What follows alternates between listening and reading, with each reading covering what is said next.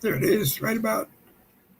Good morning. It is 7 minutes after 10 o'clock. I apologize for us being a little late. This Chromebook that we're using sometimes spot on runs fast, sometimes spot on runs slow, but it's an old one. Anyway, returning to Red Friday Morning Caffeine, my good friend Bill Muckler, a retired Marine captain, a political commentator, where people reach after him to get him to talk on their shows. Also,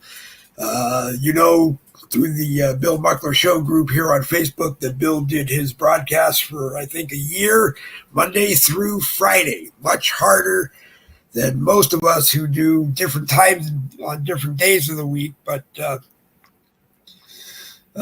if you haven't already joined the Bill Muckler Show group, watch the Bill Muckler shows. You'll learn something. And hey, America, hey, Facebook, hey, YouTube, buy the dang books. As I just said to Bill, Six Soft Targets is Bill's version, I believe, of what he thinks happened in the planning and the execution of 9/11. It is a book that I will tell you is very hard to put down. I mean, it's 300 pages. If you crack it open and you have an hour or two or three, you can probably read the whole book in a very short period of time and probably learn a lot. The 2020 books, 2020, A Clear Vision for America, 2020, A Clear Vision for Our Future. I believe they were written in 2015, which is what I tell people. And if they were, it's 9 years ago. The information in those two books are reason why Bill Muckler should have been vice president, president, and an advisor to every president that he wanted to from then on. Anyway, Bill, it's a pleasure to have you back. You were missed, and let's get into it. Okay, thanks, Dave. On the books, the first 2020 book was published in 2015. The second one was 2020, and they're timeless. I wrote them to be timeless. I kept a lot of personalities out of it and just stuck to what we would hope is happening today, talking about policies and not personalities. Unfortunately, we're bombarded with the personalities and we're not learning anything about policies. But Dave and I are dressed in red, and this is Red Friday. And so today's the day we honor our the young men and women who are serving in our armed forces, who are deployed overseas.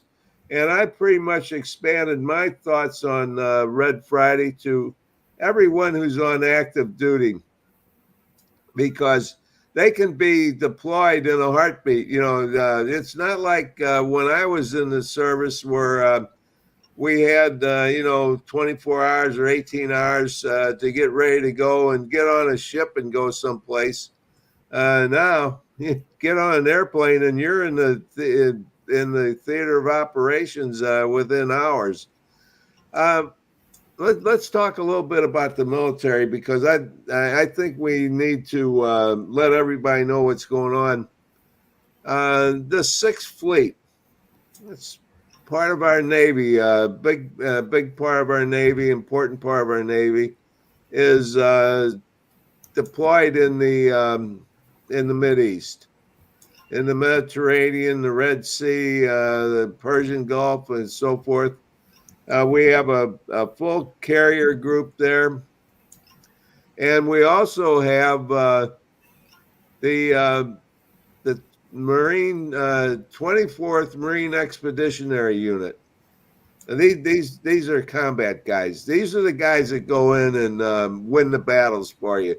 24th Marine Expeditionary Unit, and they're aboard one of the smaller carriers. And I shouldn't say smaller carriers, but carriers are a little bit different. They're carriers that don't have the large angle deck for catapulting fighters and so forth. They're the carriers that are designed for VTOLs, vertical takeoff and landing. So you can put a Marine Expeditionary Unit on there with their Ospreys and their helicopters and so forth, and you can put them any place. They can go in at a moment's notice and take on anybody. So we've got them in the Mediterranean now too. So that's what we have over there.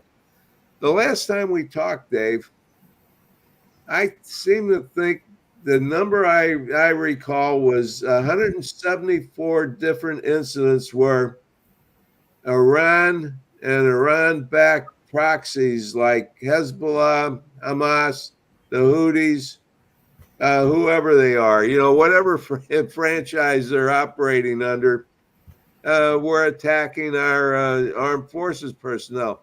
And if you remember, about a year or so ago, there were three young soldiers from a unit that was, I guess, based in Georgia, I think, and maybe in the Atlanta area, that were in somewhere in Syria near the border of Jordan, and they were killed by an attack. We've had countless numbers of armed forces personnel that have been wounded. Now, yesterday on the news, I heard one of the news, it wasn't one of the news people, but one of the guest experts on said there's more than 200 such attacks. What in the world is happening with our administration that they're allowing these attacks to happen, and they're just blowing it off like there's nothing going on? These people are at war with us, and we don't think that we're at war with them.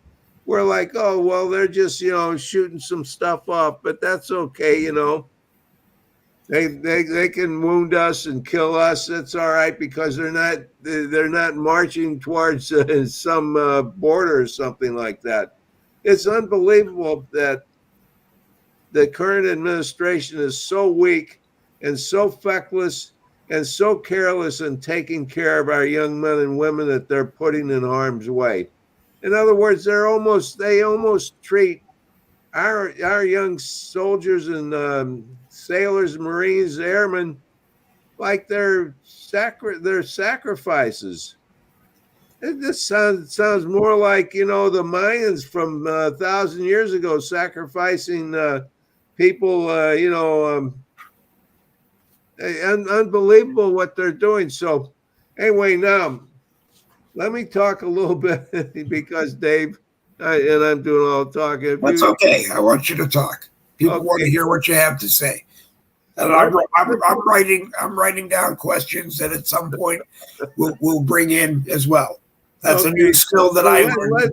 Let's talk about the election that's going to happen on November 5th. That's really starting on September 6th, and they'll get all the fake ballots and bundled ballots in September. We have on the Republican side J.D. Vance, who's a Marine, running as vice president. And now they're trying to say that J.D. Vance was never in combat and so forth, because J.D. Vance's MOS, which is what they gave him, you don't have any choice on MOS. I was lucky. I put in for a specialized MOS in the aviation field, and I got that MOS because nobody else was putting in for it. But typically, you just get what you get. So anyway, J.D. Vance was in combat, and he was in harm's way. And what his job was to escort these combat journalists around in all these dangerous places. Man, they probably one of the most dangerous things you can do is you're out there, in the open trying to, protect civilians, and boy, you're a target. Now, on the other side of the aisle is Harris has picked this guy, Tim Walz, W-A-L-S, or Z, I mean, W-A-L-Z, Walz. He claims that he was in the Army National Guard for 24 years, and I'm sure he was. And they have pictures of him and so forth.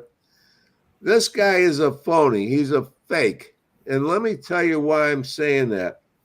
He apparently rose to the rank of sergeant major.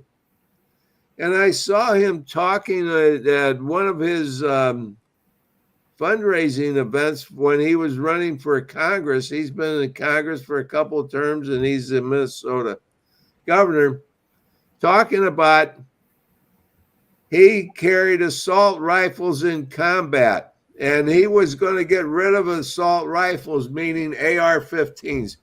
How many times do we have to say AR-15s are not assault rifles? AR is a designated for Armalite, which is a company that makes that particular model. Yeah. Of course, they can get away with this because most people, they either don't watch our show or they don't know what the hell's going on.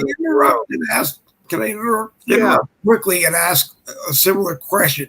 We all know that AR is Armalite rifle. While I was somewhere on vacation recently, I got an opportunity to hold an AK-47. It was not loaded. The person made sure it wasn't loaded, showed me that it wasn't loaded. Is AK something similar to Armalite rifle in its name? It's not automatic something K, is it?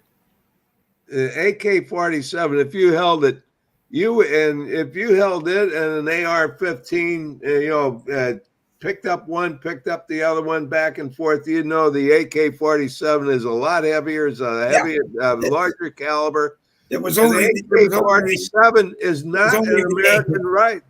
That's not an American rifle. That's a Russian rifle. That's the Russian, what they call assault rifle that the Russian infantry uses. And the Russians have made a fortune in manufacturing these AK-47s and selling them all around the world. So, there's a lot of people in the United States have AK-47s. It's a Russian designation, and I don't remember the exact Russian terminology for it because my Russian is kind of boiled down to "niet." I can speak Russian. Vladimir Putin. A few other choice words. So anyway, Tim Walz is a phony. He's talking about carrying an assault rifle that he's going to ban throughout America into combat. Well, as it turns out, people from his unit are saying he was never in combat. Their unit was deployed to Italy, I guess, for a few months. And he was in an artillery unit. And then they came back, and then they were supposed to be deployed to Iraq. And he had already signed up for a six-year obligation. So in the military, when you enlist, because everything is voluntary now, you sign in a sense a contract, and it's for a certain amount of years. In other words, you just don't go in and say, "Well, I'll go in, and if I don't like it, I'll leave." No, if you sign an enlistment contract, and I'm calling it a contract, to kind of keep it in terms that people understand, for 6 years, you're obligated to serve that 6-year term. You've signed it. That's it. So after 2 years, he quit. He quit on his unit. At that time, he was being promoted to command sergeant major from sergeant major, which is the top rank, enlisted rank. Well, let me blow this one out of the water. First of all, sergeant majors don't carry rifles. They don't carry AR-15s. They don't carry M16s. They don't carry AK-47s. They don't carry rifles, period, because they're not part of an infantry unit that would carry a rifle. They're part of the staff, and a sergeant major is at the battalion level, not at the squad and platoon level where you have a platoon sergeant carrying a rifle. Sergeant majors do not carry weapons. So when he says he carried this assault weapon that he's going to ban into combat, first of all, he was never in combat. And second of all, if you know anything about the military, you know sergeant majors don't carry weapons. Now, he might have been assigned a sidearm like a 45. That's a little bit different than an assault rifle. Now, let's carry this just a little bit further. He was in an artillery unit. Artillery units aren't on the front lines with rifles. Artillery units are typically in the back somewhere, thousands of yards or several miles or whatever, back from the front lines, lobbing artillery shells over against the enemy. They're not in hand-to-hand combat or frontline combat. So, I mean, this guy is just a complete bullshitter. Pardon my language. I guess I shouldn't say that, but that's all right. Use the language that you want to use. I mean, this guy you're 89 years old. When you're on a boogie night, when you're on a Boogie with the Bull broadcast, you earn the right to use whatever word you want to use. When some people see this, I will be 89. I'll be 89 on Tuesday the 13th. I think today's what, the 9th? Today is the 9th. Yep. 9th. So I'm 4 days short of 89. Anyway, it's insulting that guys like this who are aspiring to be the vice president of our country, to be in leadership of our country, would tell us lies like this and would make up these stories. And in a sense, what he's doing is he's almost, and this is like, to me, the ultimate sin of the military is stolen valor. When he's saying he's in combat and he's with using an assault rifle and so forth, that's stolen valor, because how many of our young men and women were in combat with rifles, weapons like that were killed or wounded? And he's saying he's one of them? That to me, God, that to me is so it's so evil, unbelievable. To me, stolen valor is just one of the horrible sins that anybody can commit when talking about our young men and women in service. So here we are on Red Friday, and I'm calling out Tim Walz and saying, hey, you're guilty of stolen honor, and you're guilty of lying to the people. You're guilty of your service record. You're guilty of everything, and you're a quitter, and you have no business being in the being the vice president of the United States of America.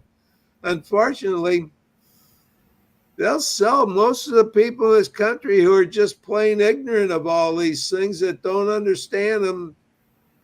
If everybody's watching this show, Dave, they would know. Now, let's get back to Trump. You asked me, and one of the reasons why we're late is because I was bloviating in the green room. That's all right. We're allowed to do that. Keeping us late. I'm the one who always says, Dave, we got to be on at exactly 10 o'clock. Our viewers expect us to be on time, and here I'm the guy that's guilty of this. So anyway, let's talk about Trump. Trump did a press conference yesterday, and of course, everybody on Fox and Newsmax, all the conservatives raved about how great it was, and all the rest of the journalists, supposed journalists, or the ones who are on the other cable networks and other networks like NBC, ABC, etc., said that everything he said was a lie, and he said this, and of course he lied about that, and he said this, and he lied about that also. So he's out there telling everybody, here's the way it is, and they're writing it down and saying he said this and he lied about it. He said this and he lied about it. So that's what's happening in America today. Is there's nobody that's saying, hey, let's fact check all this and let's decide, what's what and so forth. So like when Trump says there's 20 million aliens invaded our country during Biden's administration. Well, Dave, you and I know it's probably not 20 million.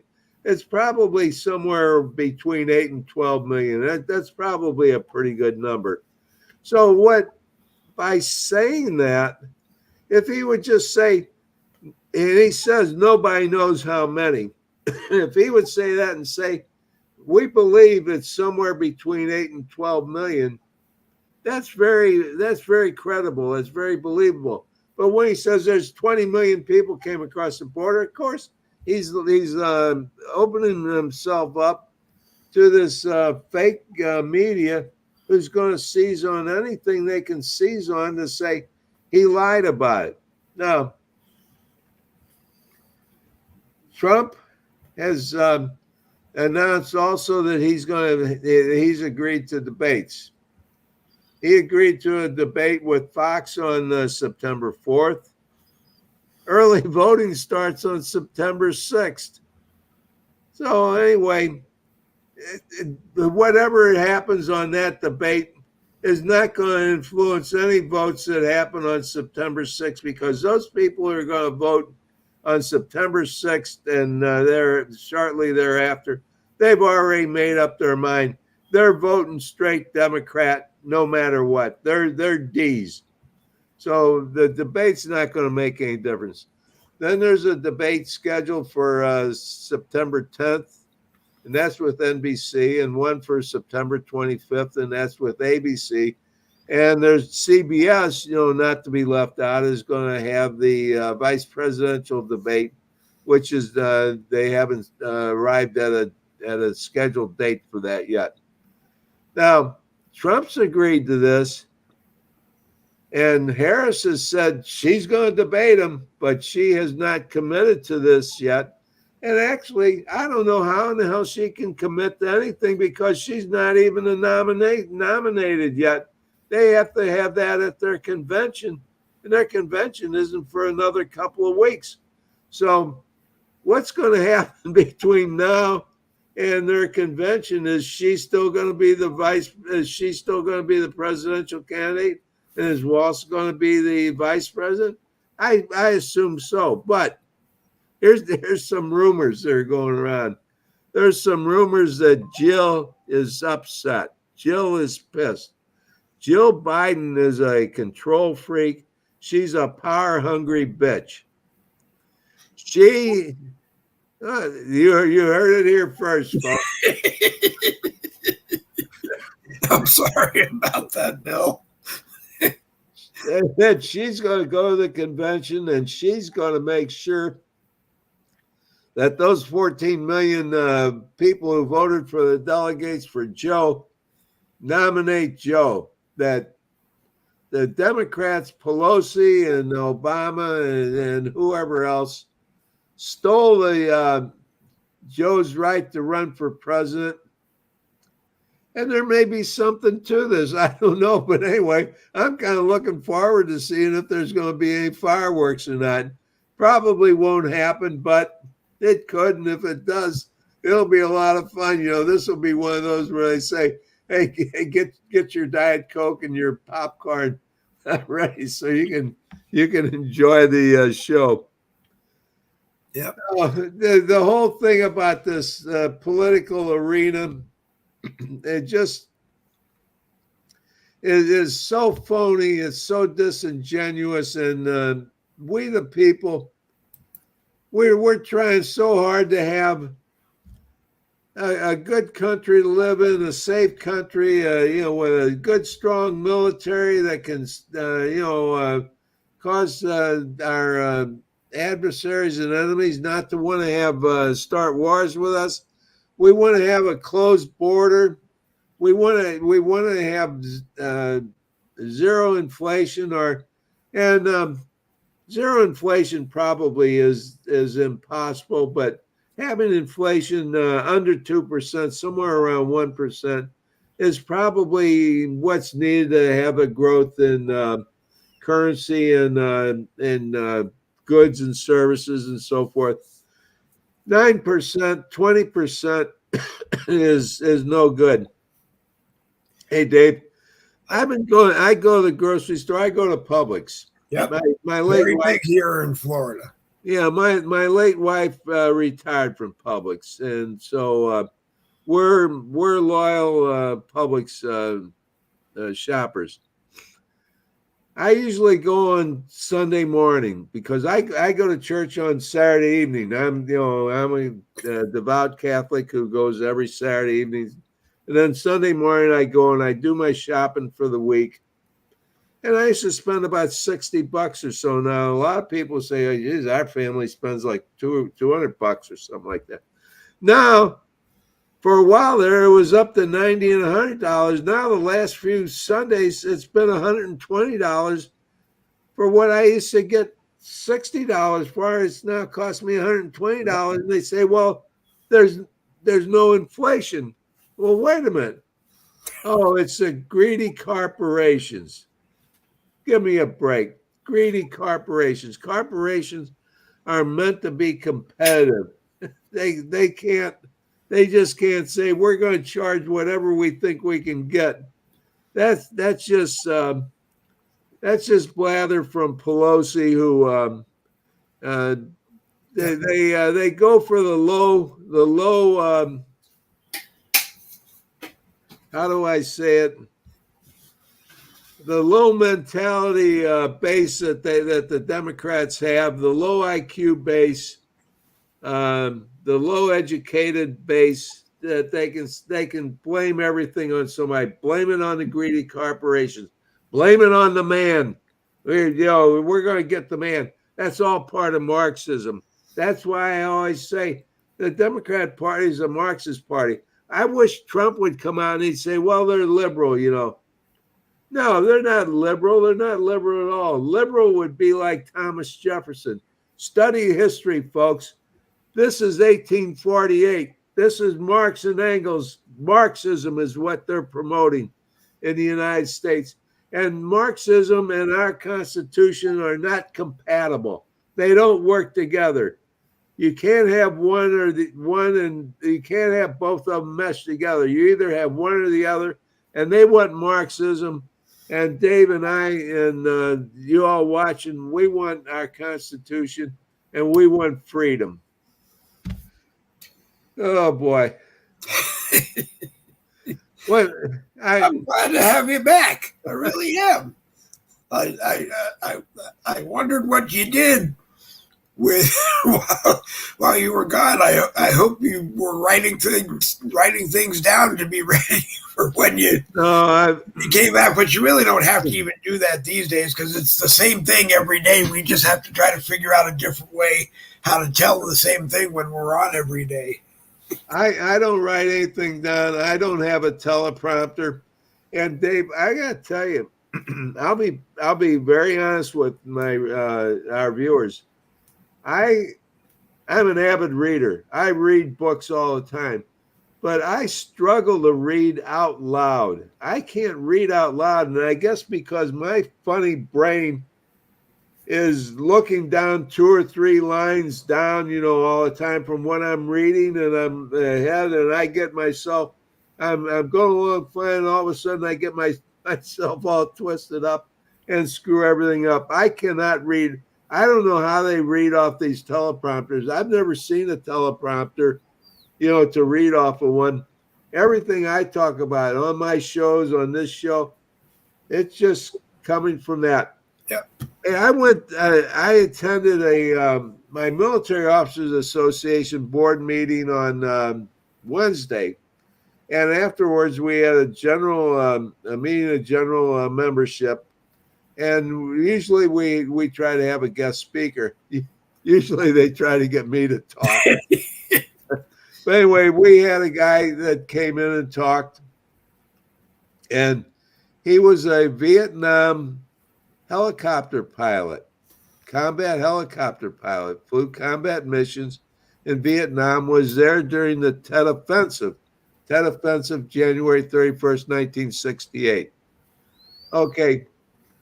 And what he talked about was he does a podcast, and he's done I think he said somewhere around 2,700 podcasts about Vietnam, and what he does is he talks about Vietnam veterans, people who are Vietnam, stories about Vietnam, and he tells their stories because he wants them that were in combat to be able to tell their story of what happened over there. Kind of, Dave, very similar to what we're doing when we're trying to promote Red Friday and say we got to honor our young men and women on in the armed forces or they're deployed. So he's doing that. So I'm very interested in talking about that. And he talked about doing a podcast and so forth. He said he writes his script and he practices his script sometimes multiple times, and I'm thinking I could never do that. I would just have to go on and talk.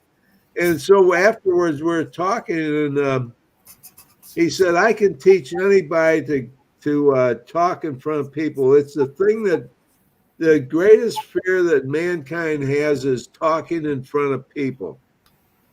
I thought, oh boy, maybe there's something to that. And I said, and he has Toastmaster groups that he's involved in. I guess that he heads up in different places.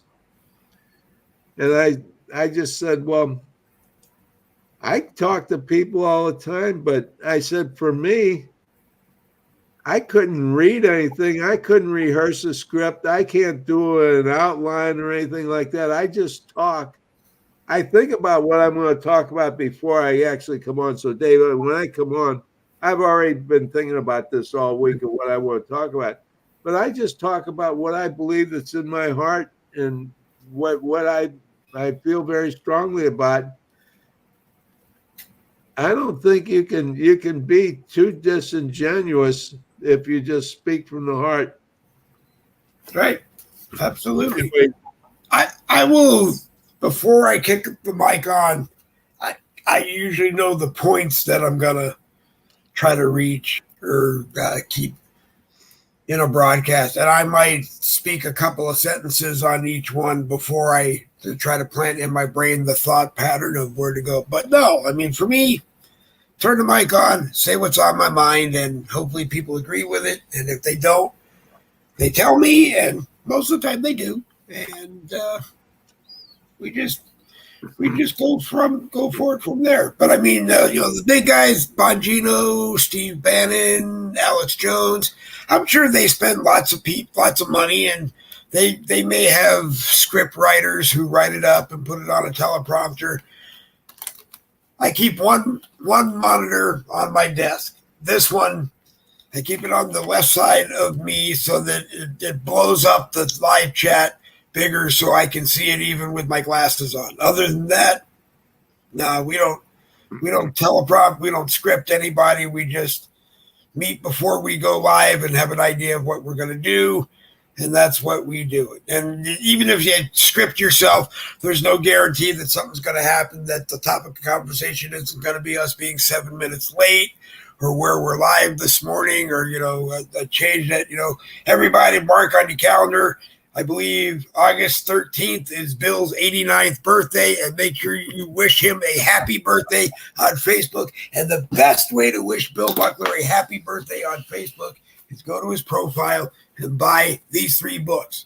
The novel, 6 Soft Targets. The 2020 books, A Clear Vision for America, A Clear Vision for Our Future, what I like to call the Conservative Patriot Broadcaster's Bible. make sure you do it.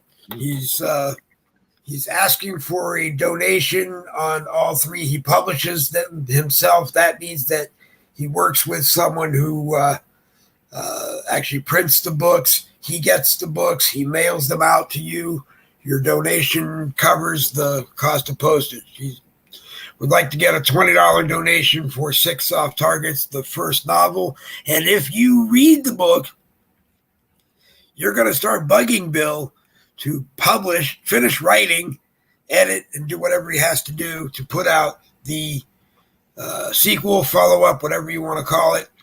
I believe it's going to be called Aftermath, and it picks up where 6 Soft Targets left off. And Bill said, I think it's 2 years away from happening, or every time we have him on, he says it's 2 years away from happening, but maybe I'll have to push him. I was writing on it yesterday afternoon and yesterday evening, and I'll write some more today. I end up kind of writing in spurts. I'll write a whole lot, and then I kind of get to a point where I'm maybe a little burned out or whatever. Yep. And then I stop, and then it's hard to get back into the flow of things. But once I get into it, it's like me on here. I'm bloviating, for a half an hour or whatever. I do the same thing on my keyboard. If you can see it, whatever. Yeah. So anyway, I'm still a good typist. I don't hunt and peck. I use all my fingers and everything. Learned how to do that in high school, and I still know how to do it. I can still type at a pretty rapid pace, so that's good. I'm very concerned, Dave, with what's going to happen with this, with the voting leading up to the November 5th election, because I'm still concerned that the Marxists are going to find a way to fix the election. And I keep hearing all these polls, Trump is up in the polls now. Harris is up in the polls. Oh, Harris is on the honeymoon. Her poll numbers are going up.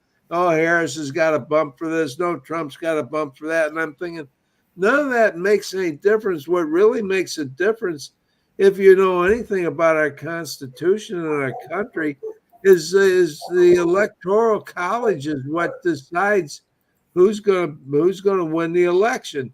And I wish that somebody, Fox or Newsmax or somebody, would say, here's where the Electoral College stands. You need 270 Electoral College votes to win the election, because there's 539, is that the right number, of electoral votes? So that gives you the majority of one. Actually, you can win it on a plurality. What have the Democrats done to RFK Jr., Robert Kennedy Jr.? He's still in this thing, but they're not going to let him debate. And the Democrats aren't going to let him, apparently he's got enough. I saw him on an interview yesterday. He's now got enough signatures that he can be on the ballot in all states. Who's he going to take? He's going to get some votes. There's no question he's going to get votes. Is he going to take them from Harris, or is he going to take them from Trump? Or is it going to be about equal? I think it'll probably be about equal, because I think it'll be about equal because Trump at times has talked very highly of RFK Jr. And of course, Harris has to take it from the other side that a vote for RFK is a vote against her. Yeah. And if it's that simple, every Democrat, as far as I'm concerned, every Democrat, if you're not going to vote for Trump, vote for RFK. Yeah. At least take the vote away from Harris. Yeah. So the way I look at it is, there's a lot of Republicans that either won't vote or they'll vote for RFK because they're never Trumpers. They hate Trump. There's still a lot of Republicans that hate Trump. I'm, Yeah. I don't have I don't have a bromance with Donald Trump or anything like that. But he's an America First guy, and Dave and I are both America First people. So we're going with Trump, even if he says some stupid stuff or he exaggerates a little bit on the number of uh, migrants, invaders, and so forth. That's okay. They're not downright lies like this guy Walls, which is stolen honor. Anyway, Trump has got to win, but I'm very concerned that he's going to be able to pull it off because I I'm thinking that we're just not going to get enough people out to vote in those swing states. And really, what this whole election boils down to, but I'll bring it across the country from West Coast, East Coast, Arizona, Nevada, Wisconsin, Michigan, Pennsylvania, North Carolina, and Georgia. Those states, whoever wins the electoral votes in those states becomes the president. The rest of us don't count because we know Florida is going to go Republican and it's going to get all the electoral votes. We know Texas is most likely going to go Republican, going to get all the electoral votes. We know New York and California have a whole lot of electoral votes because of large populations. They're going to go Democrat. They're going to go for Harris. I mean, there's no sense even counting the votes in any of those states because we know what the outcome's going to be. You don't think there's a chance that Trump could take New York? I mean, the Democrats have screwed up New York, going back to Cuomo as governor and even governors before Cuomo. Cuomo was the governor of New York during COVID, and he screwed up New York pretty bad. And and Huckle is worse and everything. But those people, they're D's. They vote Democrat no matter what. They don't even care. They don't care what happens. They're going to vote Democrat because that's their DNA. That's their religion. Okay. They vote Democrat. There's nothing objective about it. But then I look at myself and I'm thinking I can't vote for a Democrat because they're Marxists, and I can't vote for Marxists because that's against our Constitution. So I want to vote Republican. There's no way you're going to change my vote.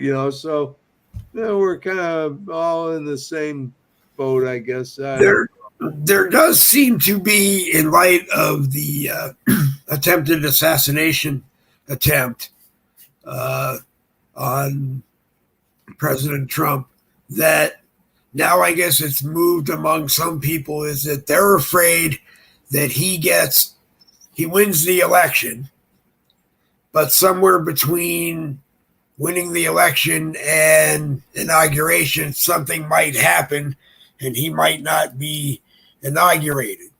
And I wonder if that is something that when never Trumpers hear it, just gives them all the more reason to not vote for him, or even Republicans as a whole. And a lot of Republicans I talk to are still fearful that he's going to get elected. If he gets elected to a Democrat Congress, the House and the Senate with Democrat majorities, it's going to be another 4 years of them trying to force him out, as well as his retribution on Democrats that attacked him in the 8+ years. And I just think that if he knows that if he is reelected, he needs to sit down and roll up the shirt sleeves and get to work. There isn't really time for retribution. I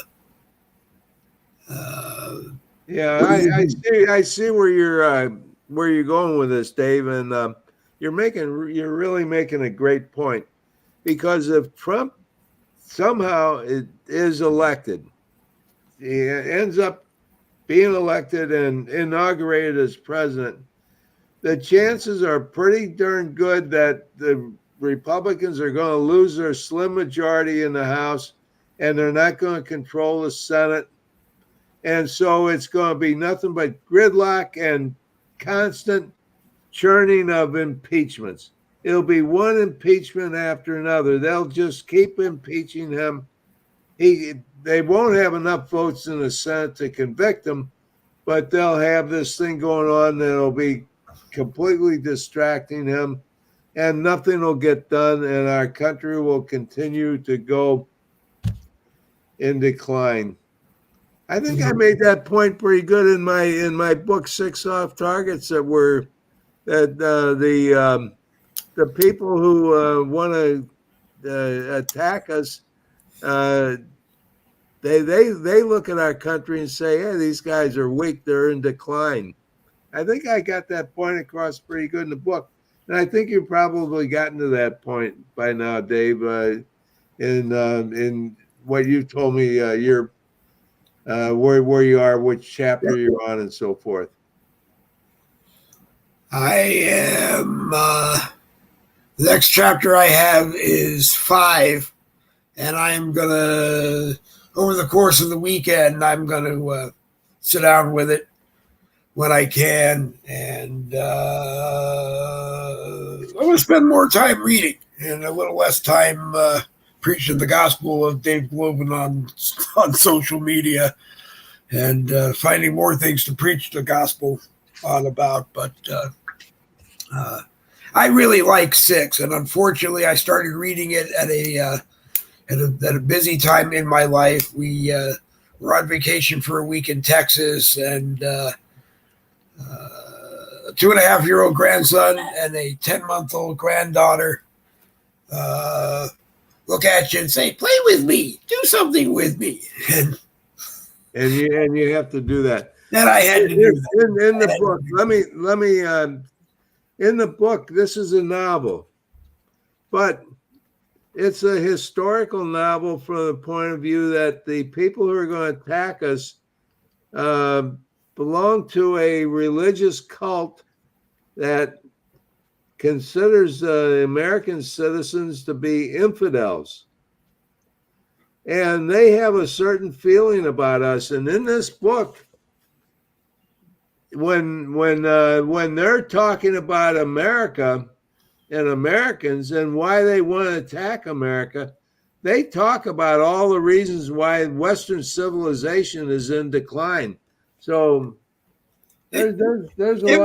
It was interesting it was interesting in the early chapter when all of the men, I guess, were sitting in their meeting talking about what's going to happen and how they need to, the leader, I believe, said something to the effect of those that are pumping money into it still need to keep doing it at the same levels as they were before. But then you write the leader's son is standing outside listening, and he's afraid for his father, I guess, and these men, because it sounds like, he hasn't come back into the book, the son, yet, into where I've read so far.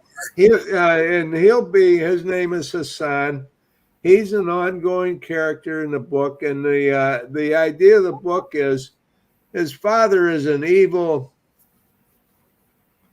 I don't know what, he's an evil person who wants to destroy Western civilization and take the entire world back to the year 632 when Muhammad was in Mecca and Medina, and that's their vision of the world, which is true.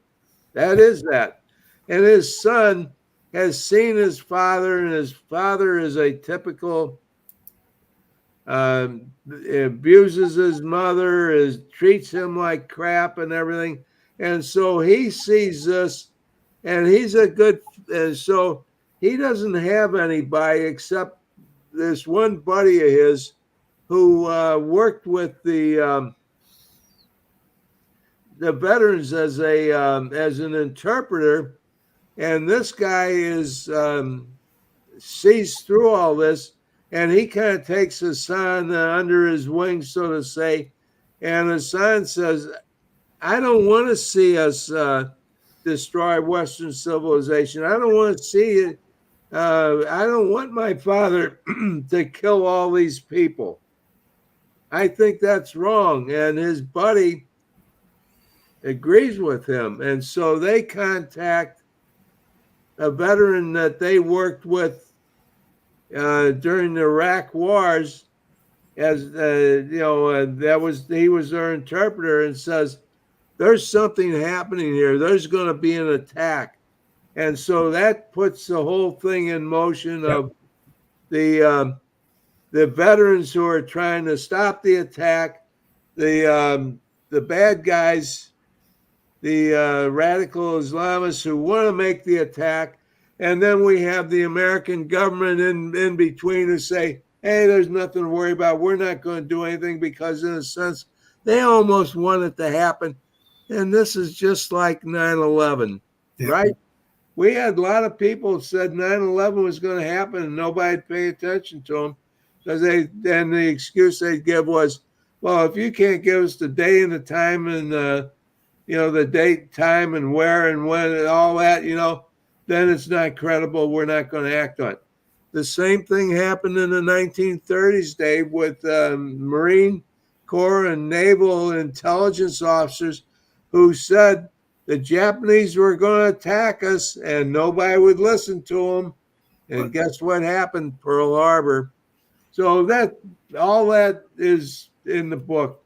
I don't know if it was ever true or verified that it was true, but there's been a lot of reports of the same story that evidently the FBI, I believe, brought bin Laden back into the United States to testify or give information to them at one time or another. And they were flying over New York, over the World Trade Center, and bin Laden made a comment that one of these days I'm going to blow those two towers off the face of the earth, or something similar to that. And evidently everybody had a good laugh and just continued on where they were going. And it sounds like it was another one of your posts or points. And when we don't listen to the obvious things like that and investigate them, excuse my English, but shit happens.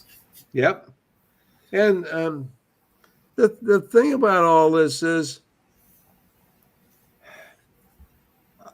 the government has taken the stance over the years that they're not going to tell the Americans the truth because we can't handle the truth, that we can't take it. And so we don't have transparency. We don't have transparency about the Pearl Harbor attack, or the assassination of John F. Kennedy, or the 9/11 attacks, all this stuff. Well, I'll tell you, I have some contacts, and Dave, you would love some of these guys. They're convinced that the CIA is in charge of everything, and the CIA is ruling everything. The CIA is behind everything, and they're operating in the Americas, which they're not allowed to by law. The FBI is supposed to be in charge of North and South America. The CIA is overseas, but the CIA is involved in everything, And I guess if you watch some shows like the Jack Ryan show or something like that, you'd become convinced that the CIA is there. And I got to tell you, when I talk to these guys, I say, well, no, they're not. They're not, by law, they're not authorized to operate on American soil. And they say, does the CIA follow any law? Right. That's what they come back with. And I can't argue with that. I can't say the CIA's guy. The one that makes me laugh the most are people who have the nerve to say to me in a conversation anywhere on Facebook, they believe the Department of Homeland Security is running everything right now, and that they believe that Secretary Mayorkas is the man in charge. And aside from making me want to gag all over the place every time I think about that, there's no credibility to it, but somebody's telling him what to do, and he's doing it. And when he gets called to the hill, he's not telling them what he's doing like a good leader would do, or denying what he knows, denying he has the accurate number of how many people are actually here illegally. So I mean, it's anyone's guess who's actually sitting in the Oval Office at the White House on any given day of the week after President Biden has gone upstairs to take his nap at 4 o'clock in the afternoon. But I did want to ask you, I made a note earlier and I didn't bring it up. I am aware, and most of America is aware of our ships being sent all over. I wanted to ask you, are these ships or even subs or whatever carrying nukes? And could they at any time get an order from Biden in his demented state before he's no longer president to do something? Or is Biden unstable that he might just wake up from a nightmare and run downstairs to the Oval Office and find his launch codes and do something stupid that, if anything, delays the election? Yes, and yes. So to answer, where's the bejeebies out of me? And the only like thing is, the way I understand it, that there is a safeguard that the president, there's somebody else has to be there with him, that they both turn the keys and arm it at exactly the same time. So the president can't get a hold of the briefcase and do it all by himself. That's kept in the hands, I guess, of the Secret Service. Do we trust the Secret Service anymore? I don't think so. Man, I gotta tell you, if I was a Secret Service agent, the last job I would want would be carrying what Reagan used to call the football. Yeah, because you gotta figure that every country has something aimed on you 24/7, and if you give them any reason to justify taking you out, you're a goner. I mean, that, I have to say, that would be the one job that, as a Secret Service agent, I don't think I would want. Absolutely would not want that job. We have reached 11:05. We've done our hour. I mean, we can keep going another half hour or so. It's up to you. I don't know what your Friday plans are. Actually, I'm probably going to go vote. Go vote. Now, for those people who are not Florida residents, early voting in the Florida primaries and all the local elections started yesterday, the 8th, and goes through the 17th. And then the following Tuesday, the 20th, is the election day. And I normally would always say, I want to vote a paper ballot and I want to vote on election day. But for me, I go to the government center where they have the early voting, and I vote because I can't stand in line for a long time. I just don't have the ability physically to do that. I start having low blood pressure problems and all that, so I try and go and vote. But I'm not voting in September. I'll probably vote sometime late in October when they have the openings. But in the past, even in the last couple elections, I voted on election day. Stood in line for a little bit, but Florida really runs it. Florida runs it well. And in 2020, I voted in Cocoa, Florida, which is that's 80% Democrat, and it was all the polls and everything was all totally run by Democrats. Most of them with a lot better suntan than I have, and the people were very gracious and helpful, and offered me and Elaine bottles of water and all that kind of stuff. So on the local level, there's some good people, but boy, on the national level, I don't trust them at all. Anyway, Dave, thanks for having me on. Thanks for listening to me. I can't believe you have the patience to sit there and listen. Oh, please. Ramble on and on. I make notes. I make notes. If I remember to look at my notes, usually there's a question that comes up in there. I'm working on my interrupting. Sometimes I just got to get that question in there. But anyway, Bill, it is always a pleasure to have you on, and I hope that next Friday you'll be back. I will try. Okay. Yeah.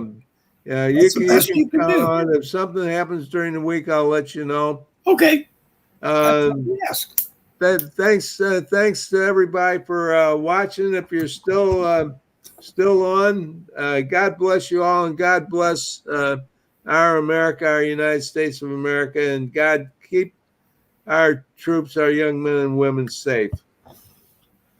All right, Bill. Have a great weekend, and we will see you next week.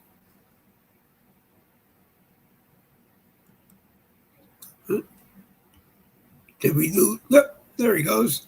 Bill Muckler, a retired Marine captain, as I said, author of the 3 books, 6 Soft Targets, the novel, and 2020, A Clear Vision for Our Future, 2020, A Clear Vision for America. I said those backwards. The Clear Vision for America was written in 2015. A Clear Vision for Our Future was written in 2020. And as Bill said, most of the information in those 2 books is still pretty relevant today. Bill said if you buy the 2020 books, he recommends the way you read it is you look through the table of contents in both books, pick out the chapters that are of immediate interest to you and read them first, and then go back and read the rest of them. Those books read very easily. There's I don't want to say cliff notes, but something to that effect, a chapter summary at the end of each chapter that makes sure that you got the point of the chapters out of it and goes into a little bit more in-depth information. So I'm sure you will enjoy reading them. 6 Soft Targets. Like I said, if you enjoy reading a novel and you are interested in looking at another person's blueprint for what could have been the blueprint for 9/11, sit down, crack it open. Go to the Bill Muckler profile on Facebook and message him. Again, he is asking a $20 donation for 6 Soft Targets, the novel, and that includes the shipping. Also includes a personal nice note that Bill will write into the book for you, a signed copy of the book, and not a whole lot of authors do that these days. The 2020 books are $25 for the hardbound set, both books, and same thing, covers the cost of the shipping, and I think you'll be very happy if you buy them and you read them. If you're not a reader, you might enjoy just sitting down with 6 Soft Targets and reading what you can of it every time you have some free time to sit down and read a little bit more of it. And if you have to schedule it into your busy day, you might enjoy doing that. Anyway, let me take a quick look before we wrap up and dismiss class. Let me do one quick final check. It's so complicated trying to get in and get a quick check of the views. 56 people watching, 35 shares. If you enjoyed today's broadcast, please take it and share it in conservative patriot groups that you think it should be in. If you want to, take it and share it off of Facebook. Like and subscribe it on the Boogie with the Bull YouTube channel and share it from there. And help YouTube keep us over there as long as we can. As it moves closer, We're now somewhere between 70 and 80 days before the November election. Everybody says, I think this is going to be the year that they're going to clamp us out right before the election, either take us dark or whatever. I'm not saying it. I do say it, but I've been joking about Facebook taking me off of Facebook for 15 and a half years now, and they never have. And as far as the broadcasts go, they knocked us off once for something. I don't even remember what it was, but they knocked us off for something once. And we actually did have to sit that week out on Facebook, and we went to YouTube. And when YouTube caught up with us, they didn't take any action against the broadcast, so it must have been something that upset Facebook. The other time was a week, but I believe there were problems between StreamYard, our live streamer, and Facebook, so connections were breaking all the time and we weren't there. But anyway, we are here, and like I said, we're on my profile when we're on the Boogie with the Bull YouTube channel. We try to connect us live to Wimkin with the Boogie with the Bull YouTube live chat. The links just don't open right, so if you go and look last night, Thursday Night Live with Jen Woodruff and Michael Anthony, and I were live on Wimkin. The live chat did work. You would have come up on the Boogie with the Bull YouTube live chat and been part of the program. So regardless of how ugly or stupid the link looks, if it brings you over to the broadcast, watch it. If it brings you over to the YouTube channel, scroll down a little bit, find the broadcast, and watch it, take part in it. We're trying to grow a little bit of an audience over there and make it worth you watching. So like I said, we had 52 people watching on 35 shares, and we'll grow way up from there because we have been growing recently. Anyway, you have been watching Boogie with the Bull Uncensored Red Friday Morning Caffeine, a copyrighted presentation of the No Budget Broadcasting Company. If you want to use portions of the broadcast in your broadcast, please let me know, or invite me or anyone on in a particular broadcast to join you on your broadcast, and we would be happy to discuss them with you.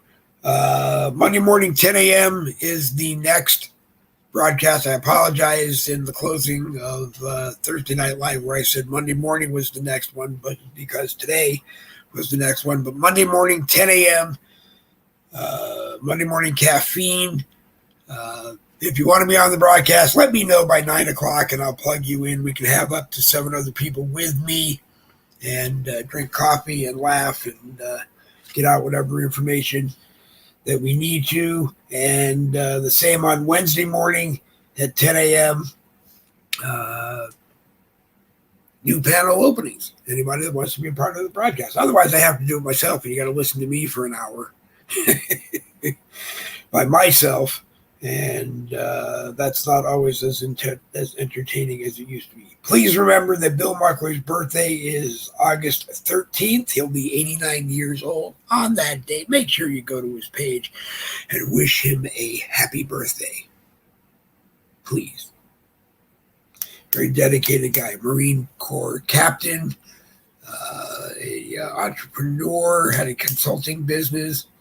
I don't remember if he said it's still going or not, but he and his sons, I believe, had a successful consulting business for a long time.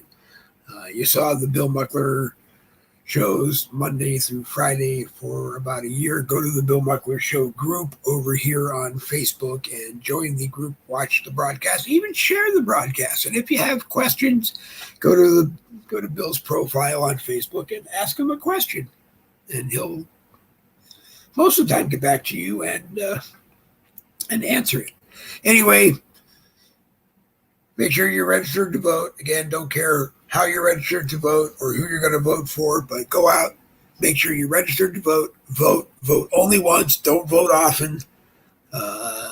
Don't allow your dead relatives to be registered to vote.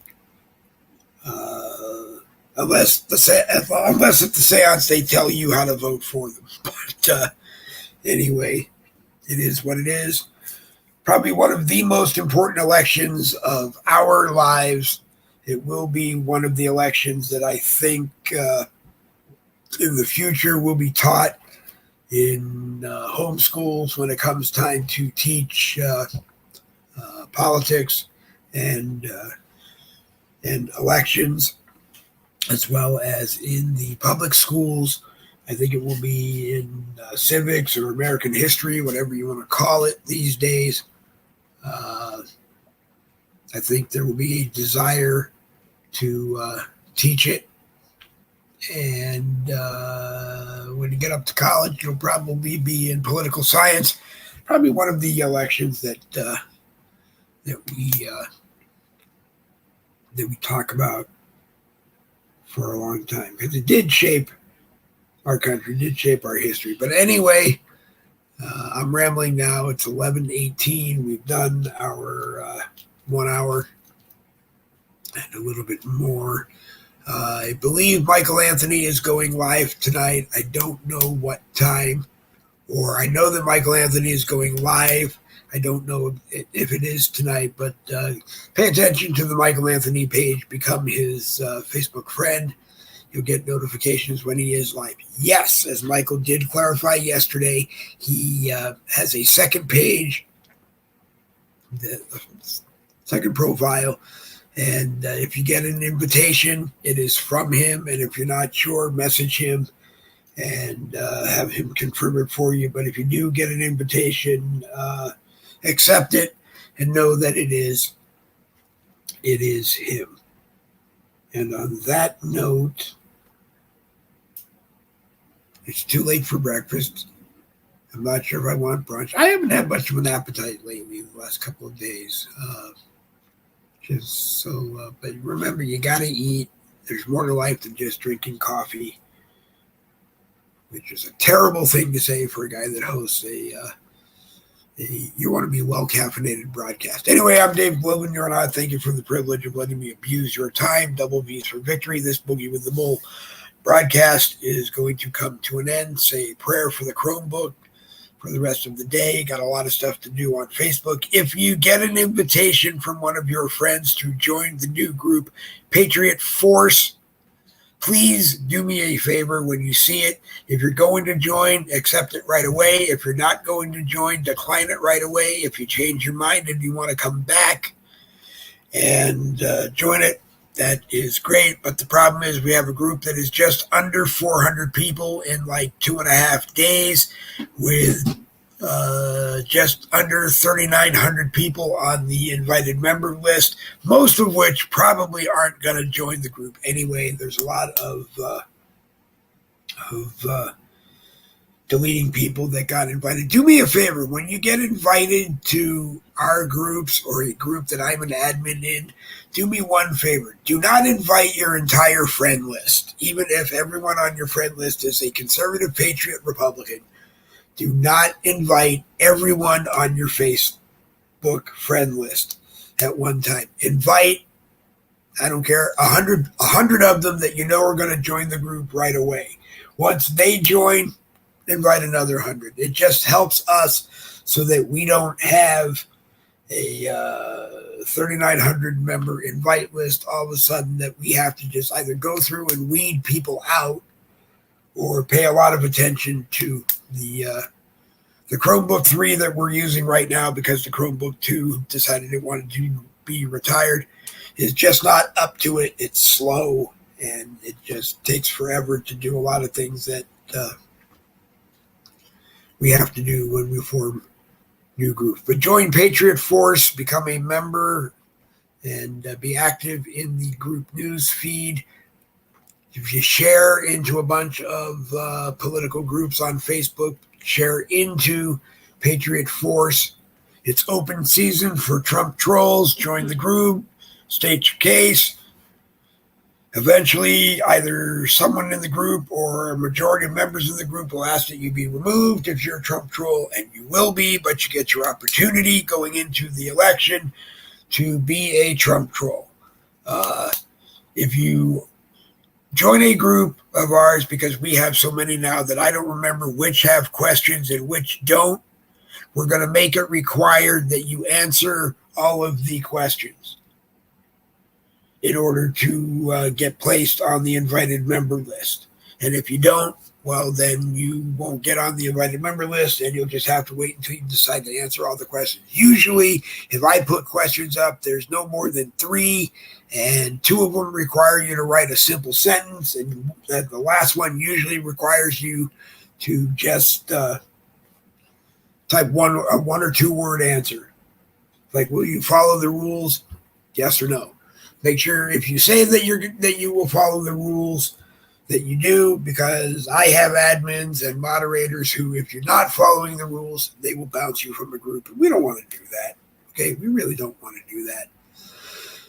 Anyway, go out there and make it a great day. Have a great weekend. Make sure you call your mother, call your sister, call your brother, call your father, talk to your father, talk to everybody, and relax and deal with what you have to deal with. And with Michael Anthony and Jen Woodruff and others, we're talking about some really interesting upcoming Boogie with the Bull broadcasts that are going to probably be a series of broadcasts. And I think you'll be impressed. I want to thank one more time. Let's check before we go. A little bit of a ramble there. Hopefully increased the number that we want to see. 67 people watched, 35 views. Make sure you continue to share it on Facebook and invite your friends to watch and share it on Facebook too. Anyway, enough of the Ramble Fest and Tangent Tree. Double B's for victory. This Boogie with the Bull broadcast is going to come to an end.